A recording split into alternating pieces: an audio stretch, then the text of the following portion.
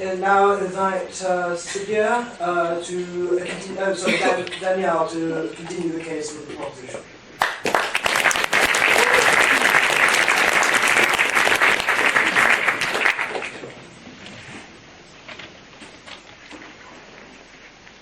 The conflict between the Palestinian leadership and the State of Israel has spanned a century, taking thousands of lives, and for the sole purpose of religious, cultural reductionism and the ideologies held by the Palestinian leaders, who continue to put the Palestinian people into economic ruin.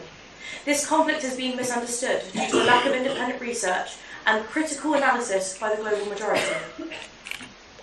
The Palestinian leadership has placed their desire to, quote, kill all Jews and martyrdom above their care for the Palestinian lives.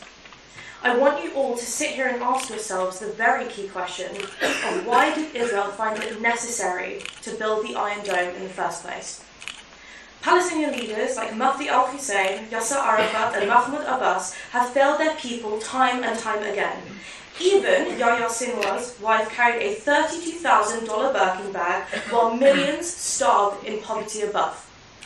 Billions in foreign aid have been used to build a rabbit warren of tunnels under Gaza instead of providing homes, schools, hospitals and care homes for their people that aren't riddled with explosives.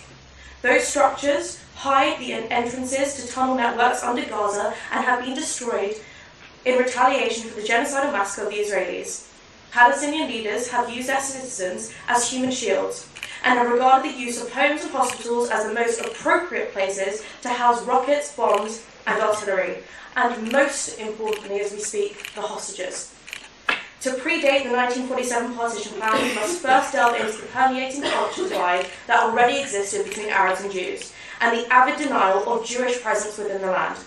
To name but a few villages where native Jews were slaughtered in their homes, these include Bnei Yehuda in 1920, Kafar Saba in 1921, Kafar Malal in 1921, and Hatov in 1929. Further, we must look at, in 1929, the Hebron massacre, where Arabs murdered 67 Jews. This massacre was based purely on anti-Jewish sentiment, predating the sovereign state of Israel itself, and underscoring the historical continuity of hostility. The legacy of this violence continues today, fueled by historic rhetoric that still permeates in the Palestinian Authority's educational materials and media, which glorify acts of terror and violence. So let's look at the timeline, and I'm going to hurry up about this, I promise. Let's look at the timeline of ceasefires and peace efforts between Israel and Palestine to better understand this entrenched rejectionism of peace. In 1941, Palestinian leader Haj Amin al-Hussein met with Adolf Hitler, seeking support for anti-Jewish efforts. This meeting underscored the shared ideological ties between the Palestinian leadership and Nazi Germany's anti-Semitic agenda, as both saw the eradication of Jewish influence as central to their goals. From the UN Partition Plan of 1947, which proposed a Jewish and Arab state in Palestine, Jewish leadership accepted the proposal. However, the Arab reaction was overwhelmingly negative and immediately declared war, rather than proposing an alternative solution. Following the plan's recommendation, violence erupted between Jewish and Arab communities, resulting in the 1947 and 1948 civil war in British mandatory Palestine. Hostilities led to widespread casualties and the mass displacement of both Jewish and Arab populations. In response to the partition, Arab states included Egypt, Transjordan, now Jordan, Syria, Lebanon, and Iraq pledged a five-front war to prevent the establishment of a Jewish state. Consequently, the situation escalated into a full-scale five-frontal war, which resulted into the Arab-Israeli War. In 1949, Israel signed an armistice agreement with Egypt, Lebanon, Jordan, and Syria, establishing the Green Line. Yet, these agreements were largely seen by Arab states as temporary. This pended future opportunities to erase Israel from the river to the sea entirely, a pending intended annihilation of the Jewish state, once again. The formation of the PLO, the Palestine Liberation Organization, in May 1964, saw the rise of the prominent political movement Yasser Arafat's Fatah group, the main form of leadership from 1967 to 1993.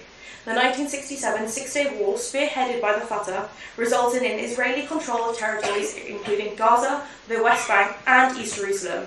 After the UN's Resolution 242, The Khartoum Resolution occurred in 1967, which famously escalated in the 3 no's. No peace, no recognition, and no Jewish state. This reveals the continued generational hatred perpetuated within the attitudes of the Palestinian leadership and Arab states towards peace initiatives, even when compromise was on the table. The PLO or the Fatah's record of violence and consequential perpetuation of anti-peace sentiments includes the 1972 Munich Olympics, where 11 Israeli athletes were butchered in cold blood. In 1974, Ma'alot, where 21 school children were murdered. And in 1978, the Coastal Road Massacre, where 35 were killed and 85 were wounded on buses. But let's talk about the Oslo Accords in the 1990s. While these agreements set up the Palestinian Authority and granted them self-rule in parts of the West Bank and Gaza, they were met with waves of Palestinian-led terrorist attacks on Israeli civilians. In 2000, Camp David summit, the Israeli Prime Minister offered the Palestinian leadership up to 96% of the West Bank and all of Gaza, with a capital in East Jerusalem. This was an unprecedented offer for peace. However, Yasser Arafat rejected these proposals without offering a counter once again, instead of instigating the Second Intifada, a violent campaign that resulted in thousands of casualties, all because they didn't want to live next to Jews. In 2005, Israel unilaterally disengaged from Gaza by forcibly evacuating the Israelis living there, its military presence, and even uplifting their dead. All of this meant that Jews were relocated back into Israel. Hamas took full control of Gaza, and instead of seeing this as an opportunity to invest in developing their infrastructure and society, Hamas used it against the Israeli people. Israel implemented a blockade only once Hamas attempted to slaughter the Israeli nation. In 2008, when Israeli PM Ahmed Ahmed presented a comprehensive offer, Abbas rejected it, demanding that Israel make further concessions without budging on his demands. This refusal to compromise is a characteristic of a leadership that seems more invested in the continuation of the conflict rather than trying to achieve peace. This hostility is echoed in the Palestinian charters, which frame Jews as invaders, promoting armed struggle and anti-Semitic conspiracies, reflecting a persistent strategy to claim all of Israel rather than coexist. So I'm going to ask you a couple questions before I have to finish. Where has Arab support been for Hamas and Gaza in the most recent conflict? Why has Egypt not opened their borders? And where is the aid from the rest of the Arab world? This historical quest for the eradication of Jews from the river to the sea, spearheaded by Hamas, the Fatah, the Palestine Liberation Organization, remains the key barrier to peace. A rejectionist approach of putting their hatred for the Jews above the care for their people means that they fail to have a flourishing state of Palestine.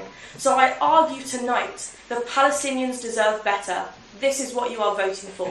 Thank you so much for your time.